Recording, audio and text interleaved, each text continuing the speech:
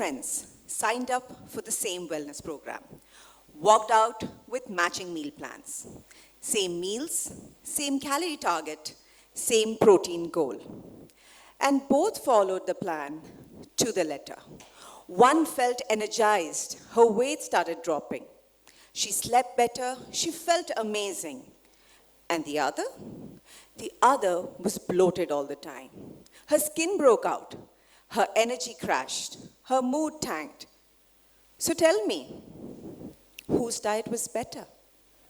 Perhaps neither, because the program looked at their age, their height, weight, and waistline, and built them identical meal plans. But biology had other plans. Because the problem was never the food. The problem was the mismatch. The mismatch between the food and the body receiving it. 10 years ago, in clinics, homes, hospitals, we all told people to eat rotis. Today, the roti is the villain. Rice is making a comeback. Millets are having a renaissance. Gluten is evil, dairy is inflammatory. Yet somehow, butter is a superfood again. One influencer tells you to eat eggs 6 times a day. The other tells you they're terrible for you. In our search for the next nutritional messiah, we imported quinoa from the Andes, chia from Central America, matcha from Japan. We smashed avocado from America, spread it on toast, and somehow now we are toast. We globalized every superfood, but forgot to ask, super? Yes, but for whom? We copy influencers and biohackers and have built a nutrition culture that asks, what's healthy? But, ancient systems asked a far better question. Healthy for whom? Because the answer was never on the plate. It was in the biology of the person holding the plate. A camel stores fat in its hump because desert life demands endurance in scarcity. Its biology adapted to its environment. In the humid coast of Kerala, the coconut became food, drink, oil, and medicine. In the harsh deserts of Rajasthan, where scarcity was the norm and cattle was wealth, ghee became survival, energy dense, easy to preserve, nourishing. These weren't just food trends, these were adaptations. Nature literally plans your menu. Yes, today we are all global, cosmopolitan, climate controlled, food is imported. Seasons, well, they're optional. But our bodies still speak the language of nature. Thousands of years ago, Ayurveda and Unani all proposed something radical. You are not a fixed system. You are a pattern, and your body has been speaking to you all along. An angry gut, burning acidity, a body that stores weight too easily, skin that flares up on foods others who tolerate just fine, a brain that refuses to switch off even at 2 a.m. Different symptoms, same pattern. Traditional systems noticed your body had a nature and that it responded to food accordingly. Unani medicine called it mizaj, your constitution, what makes you, you. Ayurveda called it your nature, your prakriti. Different languages, same observation. Your physiology is not just different from mine. It's often different from your own, day to day, season to season, year to year. Modern science now recognizes that your metabolism, your hormones, your immunity, your mood, all shift and drift with light, with temperature, with seasons, with stress. That's seasonal physiology. Yet, we keep asking, what's the best diet?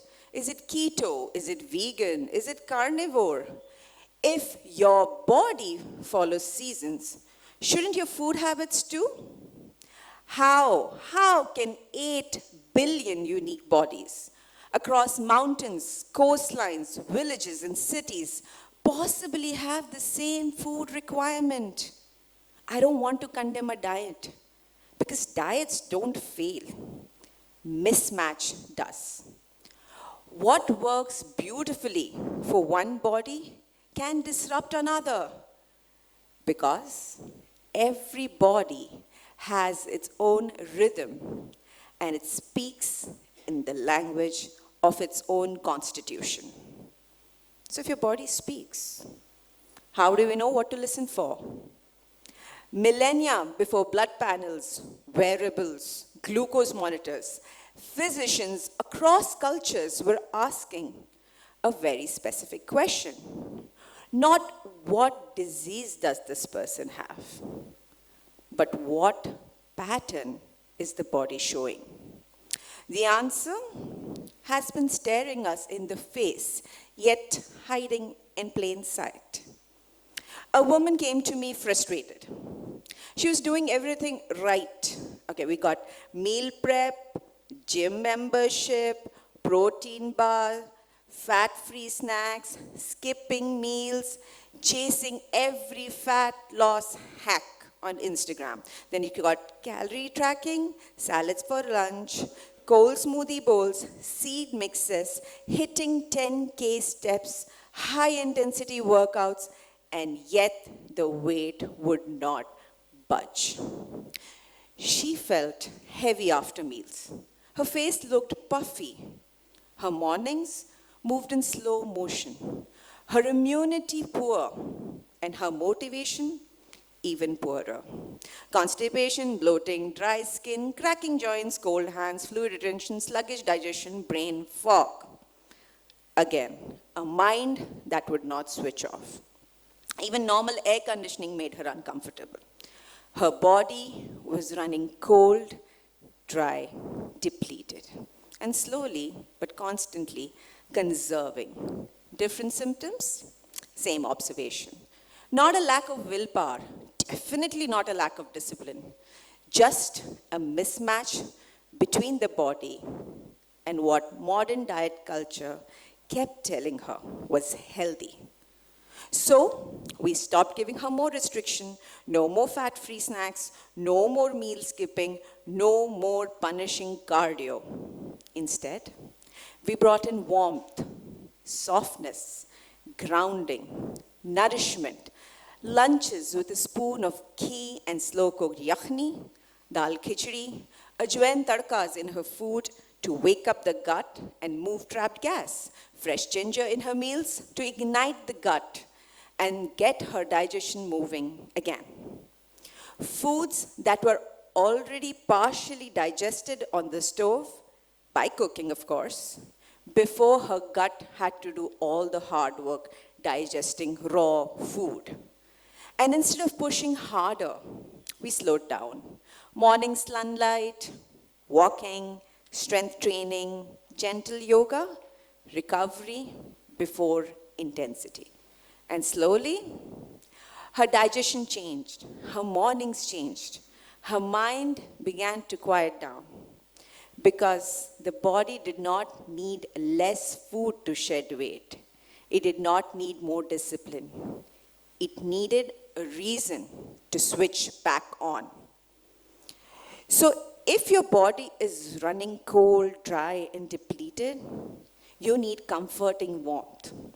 Then on the other hand, there was this gym bro. Lean, disciplined, obsessed with performance. Egg whites, black coffee, intermittent fasting, high-intensity training, 2 workouts a day, no days off. And yet, his body was telling a very different story. Acidity, reflux, skin breakouts, irritability, broken recovery, restlessness. A body running hot, dry, and overdriven.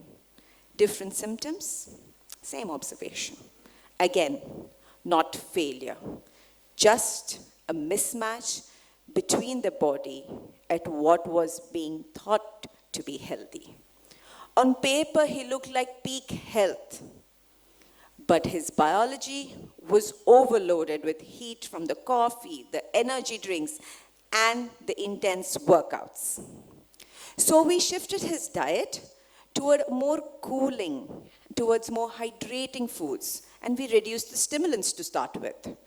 We gave him water-rich fruits, coconut water daily, soft after meals, rose petal gulkand for his acidity instead of antacids, soaked dates, sweet, nourishing foods, meals that cooled, lubricated, and restored.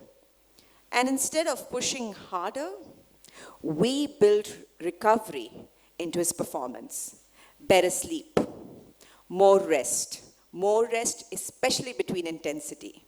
And within weeks, his body beautifully responded. The acidity settled, the skin cleared up, recovery improved. When the body runs hot, you need to douse that fire with cooling nourishment and an intuitive rhythm.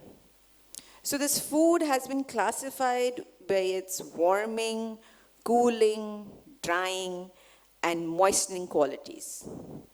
But how do we intuitively know what food has what nature? The answer is very simple. It's taste, nature's oldest language. Because taste is not just pleasure. Taste is information. It is chemistry with intention. So the future of nutrition is not one more fad diet. The future of nutrition is returning back to the past of nutrition, touching base with tastes in modern medicine, rasa in Ayurveda, and zaika of Unani. The question remains, can we stop scrolling and start listening? In traditional medicine, sweet taste is said to be cold, heavy, and moist. They say it builds, nourishes, and repairs. Science says sweet taste signals incoming energy, stimulates insulin, supports storage, and drives tissue repair. So both science and ancient wisdom seem to easily agree upon that sweet taste builds, nourishes, and repairs. So I basically just translated taste into the language of biology. Let's go to the next one. In traditional medicine, bitter taste is said to be cold and dry. Science says bitter compounds stimulate bile flow, support liver metabolism, and promote metabolic cleanup. That's your cleaning and drying. Great. So now both modern medicine and Ayurveda agree that bitter taste clears and dries. Next, in traditional medicine, pungent taste is hot and dry. Science says pungent compounds boost the digestive tract's circulation and gets the gut moving. Both science and wisdom seem to agree, even on this one, that pungent taste moves, stimulates, and awakens. In traditional medicine, sour taste is said to be hot, light, and gently moistening. It says activate, digest, awaken. Science says sour taste stimulates the saliva, stomach acid, and digestive enzymes, priming the gut to break food down. In simple terms, sour taste wakes the digestive system up. More digestive juices, better digestion, better nutrient absorption. That is the heating effect. Yet again, science and traditional medicine got different languages, but same observation. In traditional medicine, salty taste is hot, heavy, and moist. It softens, retains, and lubricates. Science says Wherever sodium goes, water follows. Tissues stay hydrated, muscles contract, nerves keep firing. Yet again, science and traditional wisdom walk hand in hand. Yet again, different languages, same observation. Your body is never silent. It speaks through your skin, broadcasts through your gut, shouts through your sleep, whispers through your cravings, shows up in your energy, reveals through your mood. And your food? Well, it talks back with sweet comforts, salty wisdom, sour awakenings, bitter truths, and pungent fire. And once you understand the language of your body and the food around you, your diet stops being an argument. It becomes a conversation. So when you leave this room today, don't ask what's the healthiest food. Ask, what is my body trying to tell me? Am I running hot or cold, dry or damp, restless or grounded? And then let your food answer back. Maybe it's a warm, nourishing meal. Maybe it's a cooling, hydrating drink. Maybe it's rest, maybe it's recovery. And please, don't eat like your influencer. Don't eat like a celebrity. Eat like yourself. Because the future of nutrition is not in learning how to eat like everybody else. It is in learning to eat like yourself. Because one diet doesn't fit all.